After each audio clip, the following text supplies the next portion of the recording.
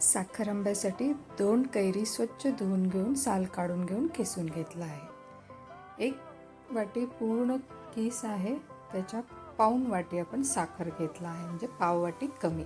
1 tablespoon खसखस, चवीपुरता मीठ, पाव टीस्पून हळद आणि काही केशर काड्या घेतल्या आहे. केशर काड्या ऑप्शनल आहे, पाहिजे तर घ्या, नाही घेतलं तरी चालेल. 3 लवंग, दालचिनी, 4 विलायची.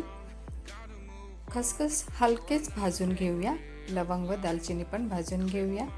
त्याच पॅनमध्ये आपण कैरीचं किस टाकून घेऊन छान फिरवून घेऊया. त्यानंतर साखर टाकून छान फिरवून घेऊया.